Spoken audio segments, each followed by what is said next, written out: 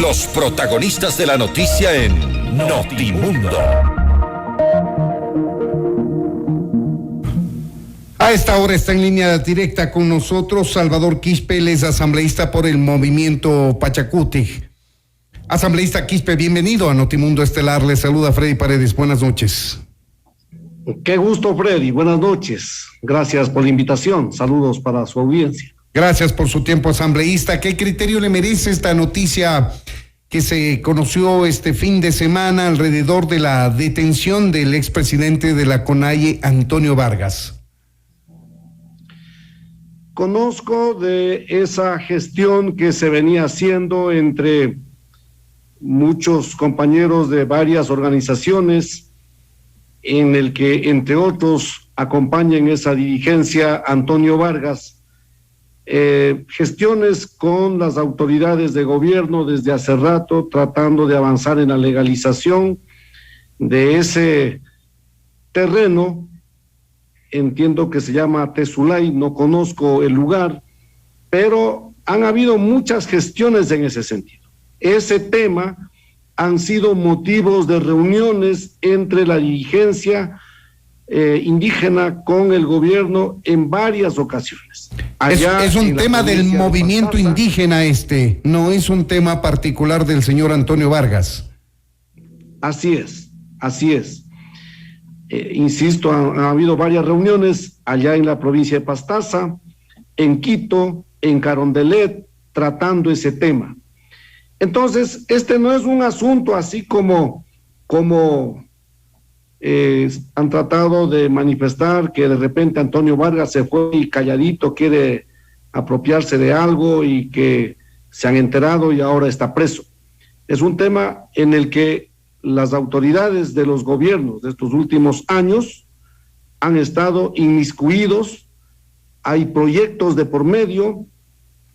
Yo creo que allí lo que debería hacer el Estado es avanzar ya en el cumplimiento de ese compromiso que se ha venido haciendo de la legalización de esta tierra y garantizar los proyectos que los compañeros tienen pensado y propuestos documentadamente ante el gobierno. Así es que sí es preocupante que a esta altura del tiempo, luego de que el mismo Estado, el mismo representante del Estado, los gobiernos, han estado acompañando esos procesos, de repente tenemos de esta novedad. No conozco los pormenores del expediente para la detención del compañero Antonio Vargas, pero sí, de alguna manera conocemos de estos hechos, de esta gestión que se ha cumplido. Entonces uno ahí sí se pregunta si fue algo totalmente ilegal, porque las autoridades de gobierno en su momento acompañaron, dieron alguna palabra, y eso generó expectativas y la gente está a la espera de la legalización. Así que con este antecedente yo pediría que ojalá más bien se libere pronto al compañero Antonio Vargas y se avance en esos compromisos que el Estado tiene con aquel sector en la legalización de esas tierras. Pero de lo que se conoce públicamente, asambleísta Quispe, el señor Antonio Vargas está detenido y acusado por temas de uso ilegal y tráfico de tierras. Esto quiere decir que el movimiento indígena, si es un tema indígena y no particular del señor Antonio Vargas, está ocupando ilegalmente un terreno que pertenece a una tercera persona o a un gobierno autónomo descentralizado, etcétera, y que por eso ha procedido este encarcelamiento. Yo tampoco conozco, Freddy, los antecedentes. Lo que sí conozco es que ese tema ha sido motivo de reuniones con el gobierno en varias ocasiones. Si fue un tema ilegal, porque el gobierno mantuvo reuniones como dando la expectativa de que eso procede y que entonces conversemos y que busquemos la legalización. Por eso me quedo ahí con esa duda de qué mismo es lo que hay detrás de todo esto. Ahora, no hay un trasfondo político aquí, si tomamos en cuenta que la convención, el congreso que ustedes tienen previsto para la elección de autoridades, se va o está previsto se realice en esta semana. Espero que no conozco. Yo cumplía mi función este fin de semana en la provincia peninsular de Santa Elena, me enteré anoche de la detención hemos estado tratando de averiguar, pero yo creo que aquí sí es necesario revisar también las políticas que tienen que ver con la tenencia de la tierra. Si ya se hace la gestión de parte de los dirigentes y el gobierno da algún tipo de anuencia, es necesario avanzar en la legalización de esas tierras y hacer, como lo han dicho los mismos gobiernos, hacer que esas tierras entren a dar el servicio, ya sea productivamente, socialmente. Esto es un tema nacional que todavía no se ha logrado superar y nosotros hoy mismo estamos trabajando un proyecto de ley que tiene que ver con estos asuntos de las tierras. Hay un sinnúmero de problemas de tierras en un lado y otro. Ahora mismo, el fin de semana, estuve visitando la comuna de Valdivia, donde nos enteramos de algo al revés, que también amerita investigar.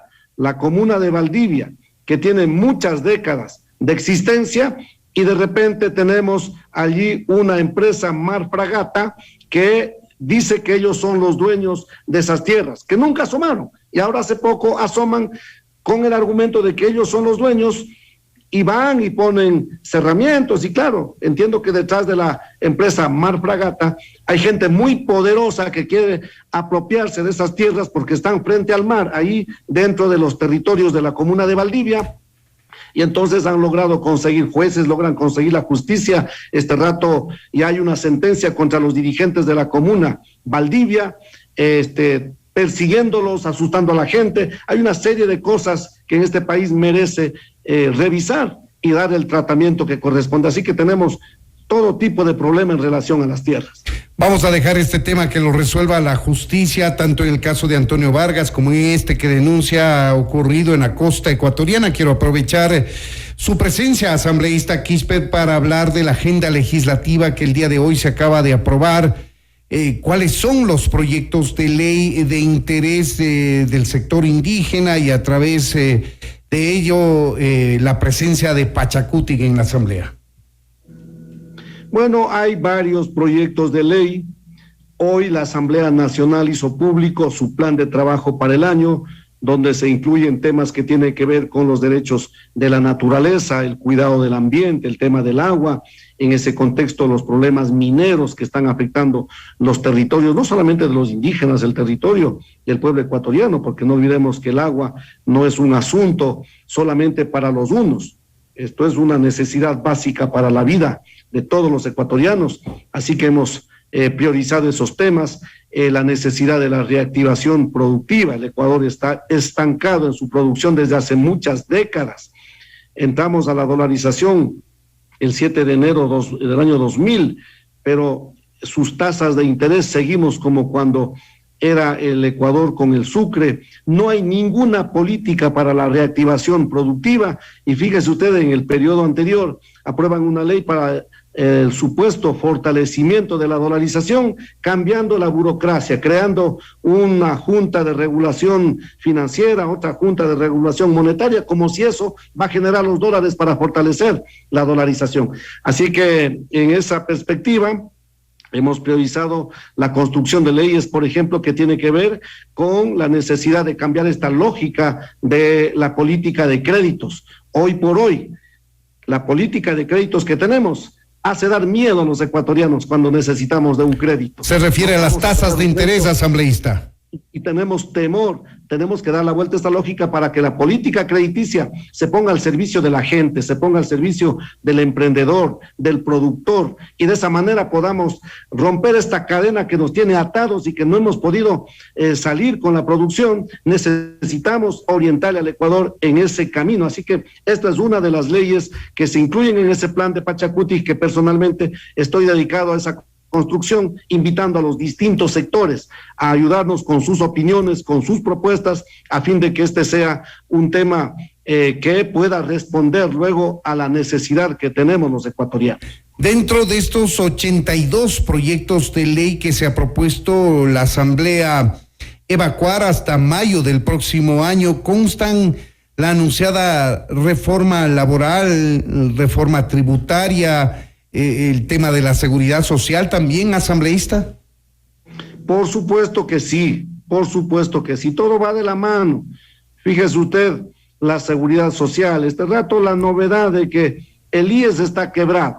Pero ¿qué estamos haciendo para que el IES pueda salir de ese terrible bache que está atravesando? No se está haciendo prácticamente nada, no hay la generación de empleo, no hay la generación de trabajo. El Ecuador, el fisco cada vez con más crisis, los gobiernos de turno poniéndole el ojo a los fondos que se han generado en el IES como aporte de los afiliados, quienes aportamos mensualmente. No hay ninguna política sembrando hoy para garantizar el fortalecimiento del IES para mañana. Las políticas laborales, generalmente vienen las propuestas, las recomendaciones desde el Fondo Monetario Internacional. Entonces, no podemos seguir caminando en esa lógica. Tenemos mucho que trabajar a fin de garantizar nuestra propia fortaleza. El crecimiento económico, social, productivo tiene que ir sobre la base de nuestra propia fortaleza y no con la esperanza de que o me prestan los chinos o me prestan los del Fondo Monetario. Y ese es el único camino que nos han dicho que nos va a seguir salvando de la crisis económica que vivimos. Nosotros no compartimos con eso. No podemos seguir esperanzados o que es el uno o el otro que tiene que prestarme la platita para salvarle al Ecuador. Tenemos que orientarle al Ecuador sobre la base de nuestra propia fortaleza.